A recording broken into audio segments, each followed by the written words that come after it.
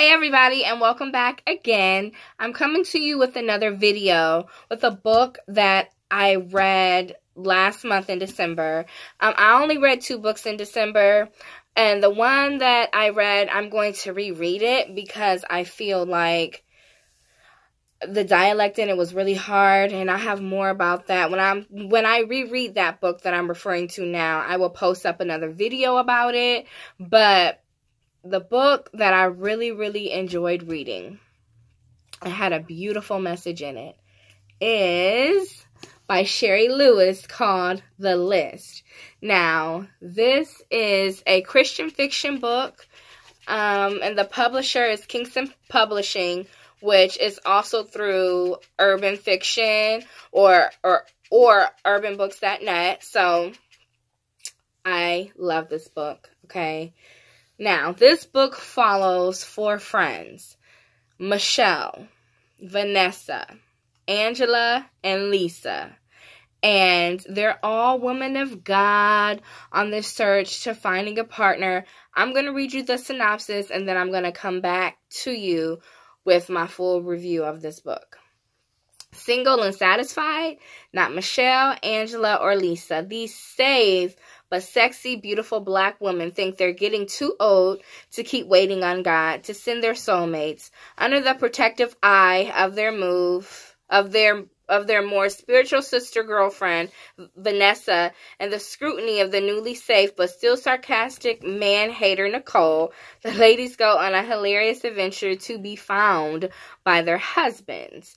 Armed with their list of essential must-haves would be nicest, icing on the cakes, and deal breakers, they start their search but soon encounter issues specifically to saved women on the dating scene. Is online dating okay for Christians? How long do you wait before you tell a hottie that you met that you're celibate and you plan to say so until you get married?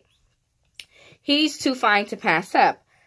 How saved does he really need to be? And of course, how do you keep things holy when he's oh so sexy? It's not that long before they realize that they still have to trust God to know what's best for them, and that he loves them enough to send them everything on that list. Now, okay, this book was definitely a work of fiction, but it was a work of self-love, okay?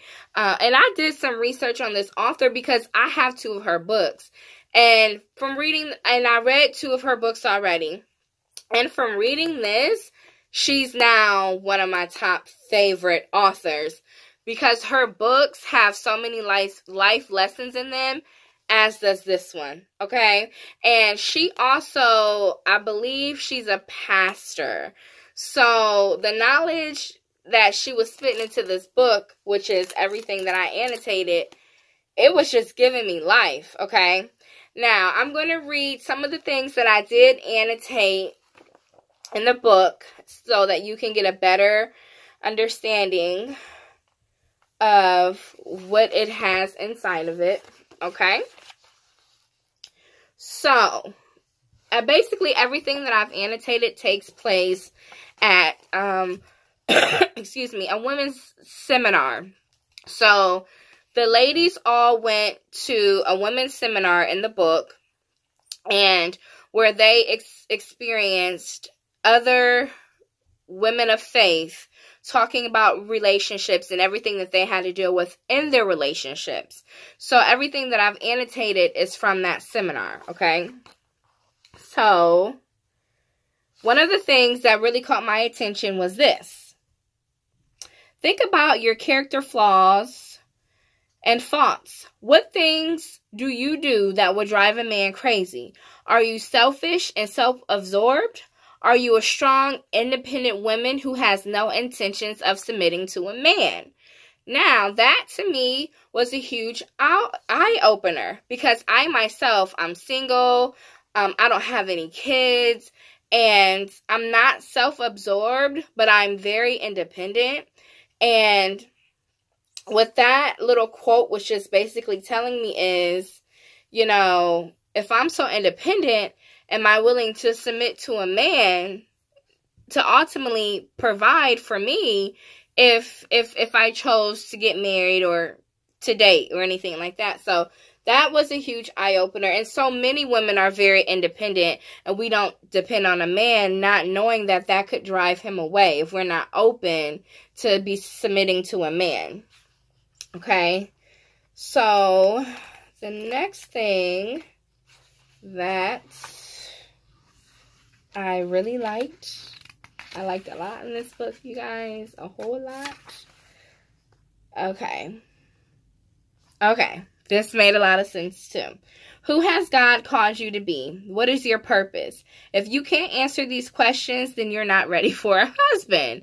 That is so true. And most of the time you hear a lot of women saying, oh, I want to get married. I want a husband, you know, but who are you? Who has God called you to be?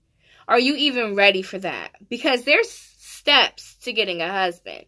You need to have self-care and self-love before you can even go and get into that point. So that one was a really good quote for me. And then the next one was, second, make sure you take time to heal whenever you end a relationship. Okay. So the first year after my divorce, I dated several men, and all the relationships ended in disaster. Each one reminded me of my ex-husband. So for the next 3 years after my divorce, I didn't date or even think about talking to a man. I wanted to allow God to heal my heart so that I wouldn't carry any baggage into the new relationship. The worst thing you can do is to punish a new guy for the sins of the previous one. Ladies, we do that a lot.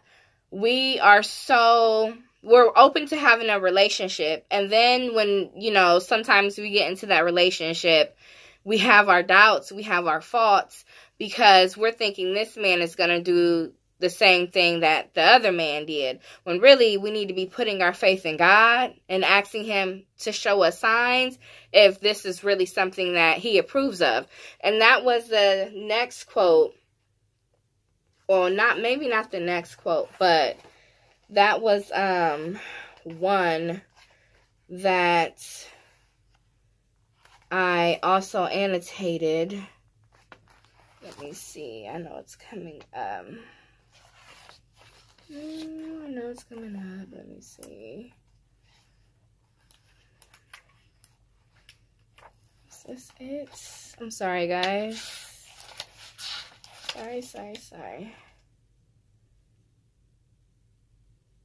Okay. So this one kind of falls under to the line of what I was just saying. God hasn't sent the right one. I'm looking for someone completely submitted to God. I think two people have a better chance in a relationship if they're both completely sold out to Christ, dead to ourselves, allowing his spirit to reign into us. So that basically just said what I just said. If you're really into somebody, you know, I don't know if a lot of you guys are religious, so I don't want to get deep into it, but I personally feel like this book pointed out a lot of things as African-American women that we truly need to value ourselves more and to self-examine ourselves before we get into any type of relationship. And that's basically what this book is all about. So, for the most part, it was a really good book. It did have a few parts where I'm like, oh my goodness, but other than that, it was good. As you can see, I annotated, so I learned a lot about myself through their journey, which is always amazing. So I honestly recommend this book if you are a woman of faith, if you are single and you're working on yourself, but you do want marriage in the future. Definitely check this book out. Read it. Sherri Lewis is an amazing Christian author. I love her books, and just basically check it out. It's a really, really, really good book. So that's the end of my book review on the list. So I will come back to you guys in the next video, which I will probably be recording shortly.